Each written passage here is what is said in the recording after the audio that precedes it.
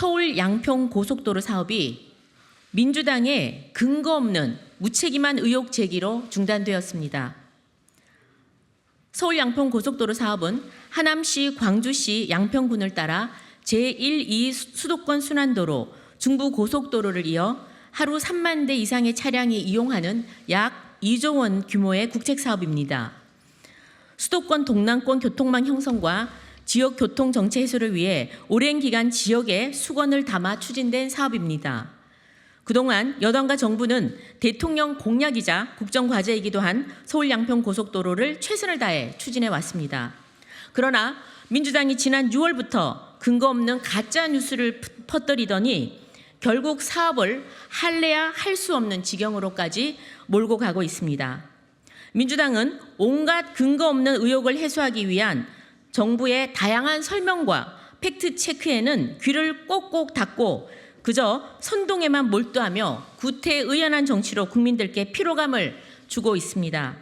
정부는 그간 10번이 넘는 보도자료 배포, 언론사 현장 브리핑, 설계사 질의응답 등 각고의 노력을 기울여 왔습니다만 민주당은 팩트에 근거한 정부의 주장에는 한마디 반박조차 못하고서 급기야 국정조사 운운하며 또다시 정쟁을 위한 정쟁에만 몰두하고 있습니다. 야당이 반복하는 가짜 뉴스의 핵심은 이겁니다. 특정인에게 특혜를 주기 위해 외압을 행사하거나 사전에 공모해서 도로 노선을 변경했다는 것입니다. 그런데 관계된 사람들은 한결같이 외압을 행사한 적도 받은 적도 없다고 합니다. 사전에 설계업체와 모의를 한 적도 없다고 합니다. 만에 하나 그랬다면 그건 공무원이 아니라 범죄 집단에 불과합니다. 설계사 엔지니어도 이렇게 항변합니다. 정치적 측면은 전혀 고려하지 않는다. 오직 전문가 입장에서 가장 타당한 노선을 찾아갈 뿐이다. 지극히 당연한 이 말이 왜 민주당에는 그리 믿기 어려운 말인지 도저히 모르겠습니다. 외압과 사전 공모는 전혀 없었음을 단언합니다. 또 하나, 도로 노선이 특정인 토지에 특혜, 즉 특별한 혜택을 주었다는 건데 전혀 사실 무근입니다. 특정인 토지는 양평 고속도로와 중부 내륙 고속도로가 연결되는 분기점 제시의 북서쪽에 있습니다. 분기점은 다 아시다시피 고속도로 진입로 IC와는 달리 지가에 결코 호재가 아닙니다. 오히려 매연과 소음으로 악재가 될 것입니다. 때문에 도로가 신설되면 통삭 지역 주민들은 제시 설치를 강하게 반대합니다.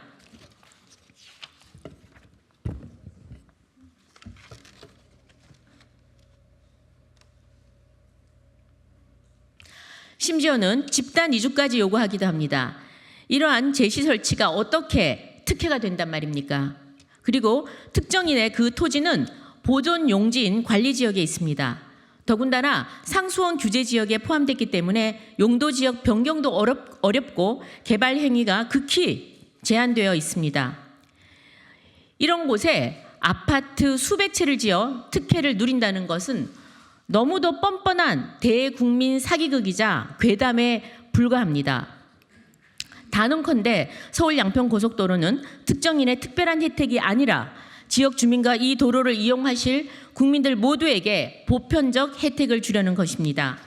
민주당이 주장하는 외압, 사전 공모, 특혜 그 어느 것도 없음을 분명히 다시 한번 얘기합니다. 모두 제2의 괴담몰이일 뿐입니다. 정부가 오죽 답답했으면 전례 없이 고속도로 사업 타당성 조사 중간 단계에서 관련 자료를 모두 공개하겠습니까? 오늘 정부는 그간의 경위를 총망라하고 경위별로 세세한 자료 하나하나까지 모두 공개했습니다.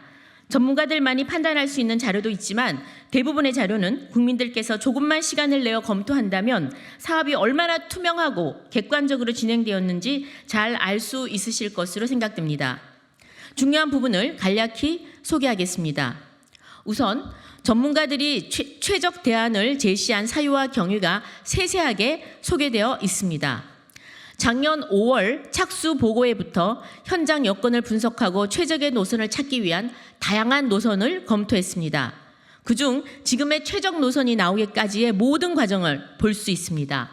도로, 교통, 환경 전문가들은 오로지 국민들이 가장 편리하게 그리고 가장 많이 이용할 수 있는 노선이 어떤 것인지, 그리고 기존의 마을의 피해를 최소화하는 노선은 어떤 것인지, 더불어 환경 훼손을 가장 최소화하는 노선은 어떤 것인지 찾아갔습니다. 두 번째, 그 과정에서 고속도로가 지나가는 지방자치단체의 의견도 적극적으로 검토했음을 볼 수 있습니다. IC 하나 없었던 양평군이 IC를 설치해 달라는 요청, 그리고 정체가 심한 88번 지방도와 연결해 달라는 광주시의 요청 등 합리적인 지방자치단체의 요청도 기술적, 경제적으로 가능하기에 대안노선을 통해 반영했음을 알 수 있습니다. 그 결과 광주시, 양평군은 대안노선에 환영했고 경기도 또한 이견이 없었음을 알 수 있습니다. 이렇게 찾은 최적 대안에 대해 자문위원으로 참여한 모든 교통, 도로 전문가들은 대안노선이 교통, 환경, 지역 수용성 측면에서 우수하다고 평가했던 자료도 확인할 수 있습니다. 이제 모든 정보가 가감없이 공개됐습니다. 존경하는 국민 여러분, 그리고 언론인 여러분, 야당의 근거 없는 거짓 주장이 과연 맞는지, 아니면 정부의 객관적 자료에 근거한 답변들이 맞는지 직접 확인하고 검증해 주십시오. 누가 악의적인 의도를 가지고 정쟁과 선동으로 국책 사업을 오염시켰는지, 누가 진심으로 책임감을 가지고 국가 백년대계 사업을 지켜내려 하는지 감성이 아닌 이성으로 판단해 주십시오. 여당과 정부는 거짓과 선동에 물러서지 않고 결연하고 책임감 있게 대응하겠습니다. 정부의 전면적 자료 공개에 이어 이번 수요일에 열릴 국토위 현안 질의를 통해 국민 여러분 앞에 근거 없고 악의적인 의혹의 허구성을 낱낱이 파헤치겠습니다. 여러분들께서도 이번 상임위 현안 질의에 주목해 주십시오. 멈춰있는 서울 양평 고속도로가 하루속히 재개될 수 있도록 거짓과 선동의 구시대적 정쟁을 끝낼 수 있도록 국민의힘 모든 의원들은 최선을 다하겠습니다.